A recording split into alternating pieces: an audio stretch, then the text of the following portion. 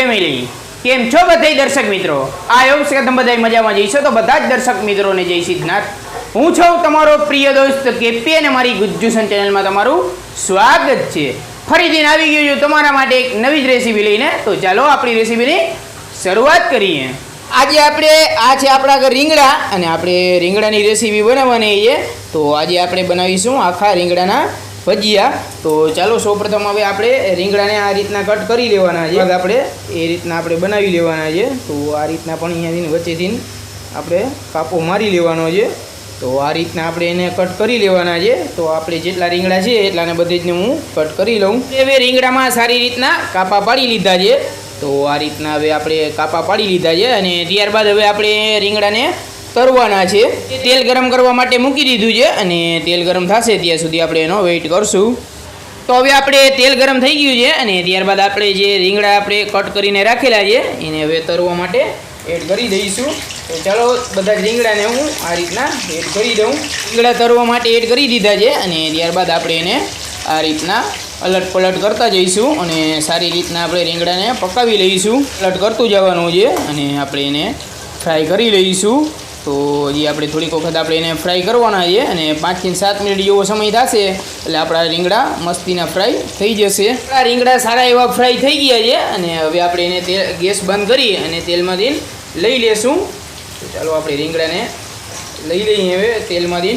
રીંગણાને fry કરી લીધા. ત્યારબાદ આ છે આપણા ઘર બટેકા અને બટેકાને મેં આપણે બાફી અને લીધેલા છે. ત્યારબાદ આપણે ખમણી લઈ લઈશું અને એમાં આ રીતના આપણે ક્રશ કરી અને ત્યારબાદ આપણે બટેકાને ક્રશ કરી અને લેવાનું છે. તો હવે આપણે બટેકાને સારું એવું ક્રશ કરી લીધું છે અને ત્યારબાદ આ છે આપણા ઘર લાલ મરચું. તો આપણે એમાં અંદર લાલ મરચું એડ કરવાનું છે અને ત્યારબાદ આપણે ચપટીક એમાં અંદર ધાણા જીરું એડ કરી દેવાનું છે અને ત્યારબાદ આપણે ચપટીક જેવું આપણે જીરું એડ કરીશું અને ત્યારબાદ આપણે ચપટીક જેટલી હિંગ એમાં અંદર એડ કરવાની છે અને ત્યારબાદ આપણે આ છે હળદર. તો આપણે ચપટીક એ અંદર એડ કરી દઈશું અને ત્યારબાદ આપણે બધી જ વસ્તુ છે એને સારી રીતના મિક્સ કરી લઈશું. તો હવે આપણે મસ્તીનું આપણે હવે એને મિક્સ કરી લીધું છે અને ત્યારબાદ હવે આપણે એની અંદર આ છે ગરમ મસાલો. તો આપણે ચપટીક એ અંદર એડ કરશું અને ત્યારબાદ આપણે એની અંદર આ છે મારા આગળ રેડ ચીલી ફ્લેક્સ. તો ચપટીક આપણે એ અંદર એડ કરવાની છે અને ચપટીક વરિયાળી તો આપણે એ અંદર એડ કરી દઈશું અને ત્યારબાદ હવે આપણે એની અંદર એડ કરવાનો છે આ મારા આગળ છે ચાટ મસાલો. તો આપણે ચપટીક એ અંદર એડ કરી દઈશું અને ત્યારબાદ આપણે હાથની મદદથી સારું એવું આપણે બધેને મિક્સ કરી લઈશું. સરખી રીતના મિક્સ કરી લીધું છે અને ત્યારબાદ લાસ્ટમાં આપણે એડ કરશું આપણે સ્વાદ અનુસાર નમક. આપણે ત્યારબાદ સારી રીતના આપણે મિક્સ કરી લીધું છે. હવે આપણે ઢાંકી અને એને રાખી દઈશું. હવે આપણે એક વાસણ લઈ લીધું છે અને ત્યારબાદ આપણે વેસણના લોટનું એક બેટર તૈયાર કરવાનું છે. તો આ છે મારા ઘર વેસણનો લોટ. તો આપણે એની અંદર એ એડ કરી દઈશું અને એક બેટર આપણે તૈયાર કરી લઈશું. એમાં અંદર આપણે નમક એડ કરશું અને નમક આપણે આ બેટરમાં થોડુંક ઓછું એડ કરશું કારણ કે આપણે જે બટેકાનું સ્ટફિંગ તૈયાર કર્યું છે એમાં અંદર આપણે નમક એડ કરેલું જ છે. તો આપણે નમક એડ કરી દીધા બાદ સારી રીતના આપણે એને મિક્સ કરી લેવાનું છે. અંદર આ છે આપણા ઘર પાણી અને આપણે એમાં અંદર પાણી એડ કરતા જઈશું અને આપણે બેટરને એક તૈયાર કરી લઈશું. તો આપણે આ રીતના આપણે સરખી રીતના આપણે એને બેટર તૈયાર કરી લઈશું અને જો આપણે એવું લાગે કે આપણે પાણીની જરૂર છે તો આપણે એમાં માથે દઈને પાણી એડ કરી દેવાનું છે. ત્યારબાદ આ છે આપણા ઘર લીલા ધાણા. તો આપણે એને ઝીણા સમારીએ અને ત્યારબાદ આપણે એમાં અંદર એડ કરીશું જેથી આપણે એમાં મસ્તીનો આપણે લીલા ધાણાનો સ્વાદ આવશે. આપણે બેટરને આ રીતના મસ્તીનું બાંધી લઈશું.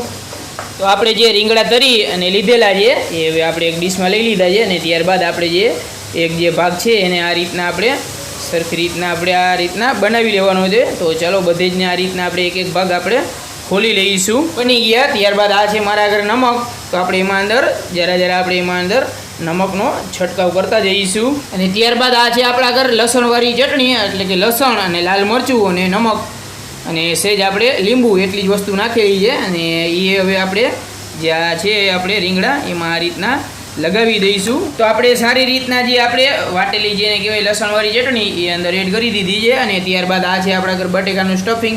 તો હવે આપણે એમાં અંદર આ રીતના એ હવે આપણે ભરી દેવાનું છે. એટલે આપણે બટેકાનું સ્ટફિંગ બધીમાં ભરી દીધું છે અને ત્યારબાદ આપણે હવે આ રીતના પાછું એને ઢાંકી દઈશું. તો હવે આપણે એક કઢાઈમાં તેલને ગરમ કરવા માટે છોડી દીધું છે અને ગરમ થશે ત્યાં સુધી આપણે એની રાહ જોઈશું. તો તો હવે આપણે સારું એવું તેલ તપી ગયું છે અને ત્યારબાદ જે આપણે વેસણના લોટનું બેટર તૈયાર કર્યું છે એની અંદર જે આપણે આ રીંગણા તરેલા રાખ્યા છે અને સ્ટફિંગ ભરેલું એ અંદર આ રીતના આપણે ડીપ કરતા જઈશું અને આપણે હવે એને ફ્રાય કરી લેવાનું છે. તો આ રીતના આપણે એને બનાવી અને ત્યારબાદ આપણે એમાં અંદર તરવા માટે એડ કરી દઈશું. તો ચાલો એ જ રીતના હું બધેને મૂકી દઉં.